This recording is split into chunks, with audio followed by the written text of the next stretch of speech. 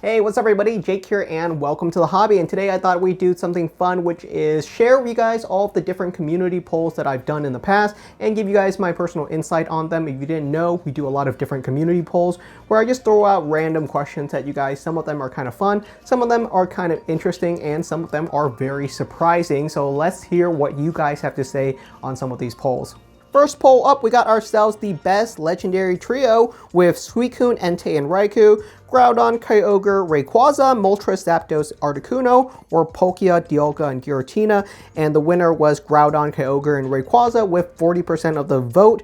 And some people in the comment section were saying this one was actually surprising because they actually thought Gen 1 and Gen 2 would kind of sweep. And I actually think this makes total sense.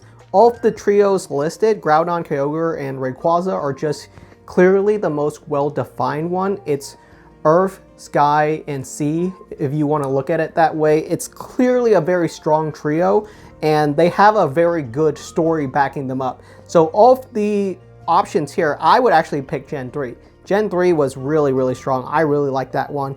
Next poll up, we have a really fun one that I did, and I was actually really surprised with the votes on this one, which is pick one of these cards to add to your collection and you can never own the others. We have ourselves the Mini Mario Pikachu, the Moonbryon VMAX, the Latias and Latios Tag Team GX, and the Scream Mimikyu. And I did consider putting the full art Mario Pikachu on here, but I figured it would absolutely sweep the poll at like 60%. It would be the most expensive card of the four, and it's by far the most popular of the four, so it would definitely sweep. And of this one, I am actually really shocked that the Latios and Latias Tag Team GX actually won.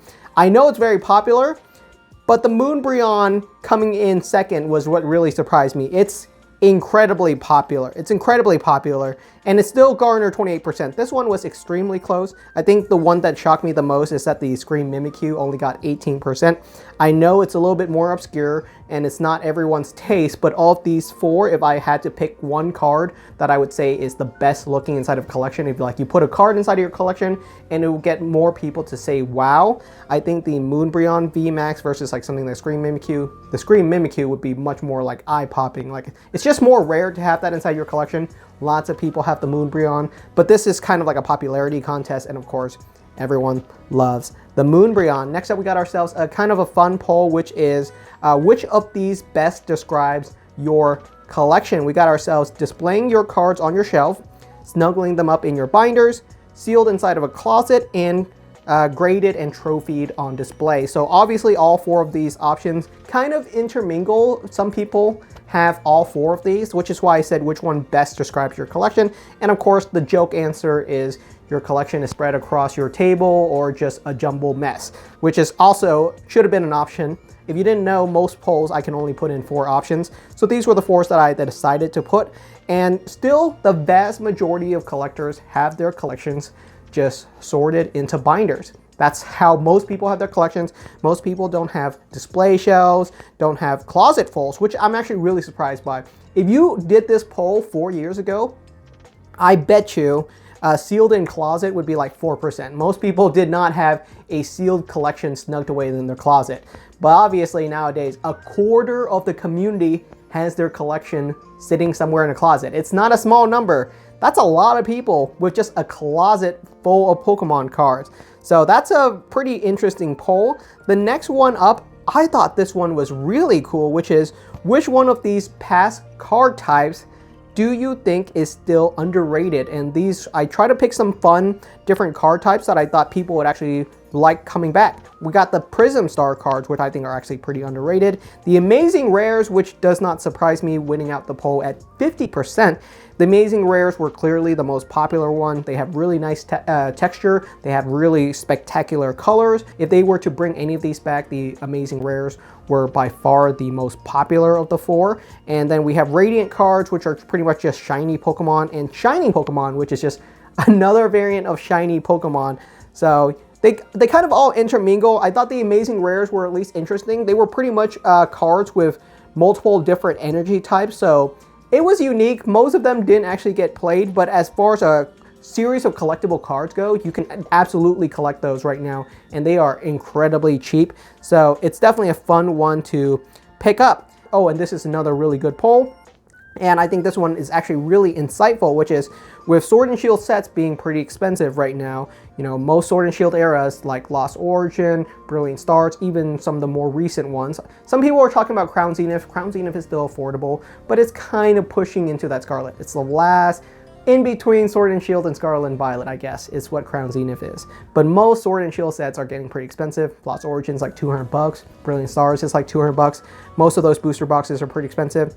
So I asked you guys, which of these are still available sets would you like to enjoy opening up? And most people still pick 151, and this is really surprising. Oh, about half of you guys picked 151. And I thought the other options were all really solid, like Twilight Masquerade is a fun set to crack open. Paldea Evolve is still very popular. It's too big of a set. Paldea Evolve has like 270 cards, it's ridiculous. Crown Zenith still very popular, but even now, English 151 is still over all these other sets. And I know English 151 is incredibly popular, but it does come with its issue. If you crack open Crown Zenith ETB or 151 ETB, I think I would prefer the Crown Zenith. It's just gonna be a more fun pack opening experience. You can get seriously burned with 151. Cracking open an ultra premium collection, which is a lot of 151 booster packs, guarantees you nothing. You can get some really bad hits with that. Now you can crack open one of those bad boys. It costs like 120 bucks to open up an ultra premium collection, and you could probably end up with like $10 worth of value. It's pretty bad once you get down to it. And so that one really surprised me. And here we have one of my illustration polls, which is just new art reveals and which one of these illustrations do people just enjoy the most. We have some of the new ones from the Shrouded Fable set, and the ones that people picked the most was Houndoom, which I think makes sense. And this really goes back to what we already know, is that Gen 1 and Gen 2 are kind of OP. The earlier gens are just really just too strong in terms of like how nostalgic they are. The earlier the Pokemon, the more people have time to enjoy them and appreciate them, and they just get a lot more popularity, which is why I think Shrouded Fable kind of felt a little bit faltered. It's that it has a bunch of new Pokemon, but it just didn't have enough of the older Pokemons. If you look at the most popular cards inside of the set, it's something like the Persian Illustration Rare, which obviously is going to be very popular, but it's just because Persian is a very nostalgic Pokemon. They just needed to insert something for the older collectors. You can still have the new Pokemon, but you got to insert something in there for some of the older collectors, and that's great. And next one up, we got a meme poll that I did a while back, and that is the best alt art card of all time. And I picked 4 alt art cards that everyone knows pretty much is not like the greatest one.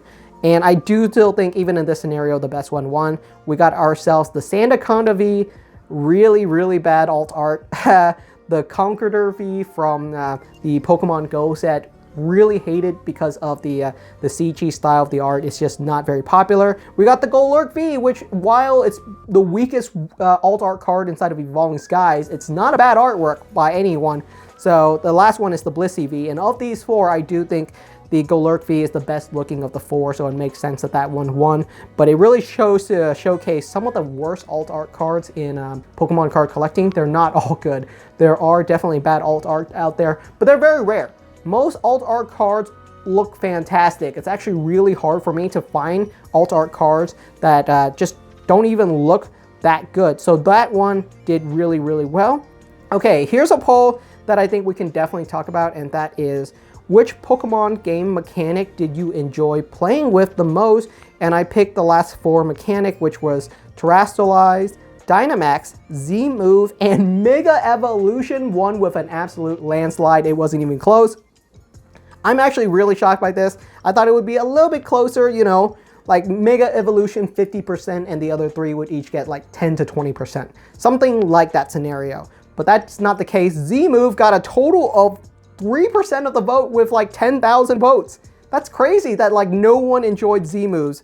I didn't realize that mechanic was so hated. It's just gonna depend on how much you play the video games, but it's really crazy how much people hated Z-Move, and Mega Evolutions are incredibly popular. I do think that they will probably bring back Mega Evolution in a year or 2. They usually don't bring back mechanics, so I don't want you guys to have your hopes up for like a return of crazy mechanics, because they're probably never going to bring back something like Dynamax or Z-Move.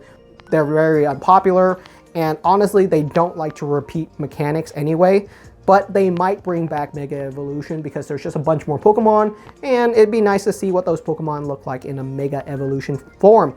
And we got ourselves one final poll, which is, which product do you believe secretly has the best pull rate? And I picked 4 very common products that are not booster boxes that you might find on store shelves. And these are your general Elite Trainer boxes, your blister packs, your build and battle boxes, and your generic collection boxes. And while these all have the exact same pull rates, I know different people have different experiences, and a lot of people pick Elite Trainer boxes. Although this one, if I look at it again, it might just be a popularity contest because more people are going to open up Elite Trainer boxes than these other products. But there are people that absolutely swear by some of these products having better hits than other, and sometimes they're actually proven right. There are actual products out there that, due to factory error or whatever, they end up having seeded products that have better pull rates on average than other stuff. So the myth is out there. It's not completely false and it's not completely true. It's not that some products have truly better pull rates. It's just sometimes the factory makes mistakes. And honestly, it'd be better if they never made these mistakes. But yeah, there are products out there, and I've seen them sometimes, like with the lunch boxes, where you can crack them open and every single pack is like a guaranteed hit. It's usually like nothing super crazy, but you do get like a full art or an ultra rare inside of every single pack. So those can actually exist. So these polls are a lot of fun, and I definitely want to continue doing them just to gauge your guys' thoughts and interests onto different avenue when it comes to Pokemon card collecting. If you haven't seen these polls yet, they're down in the community tab, and I post them up every couple of days, and we usually have some fun. There's always a discussion in them, and some of them can get pretty heated depending on what we're discussing. So thank you so much for watching, and I'll see you guys next time.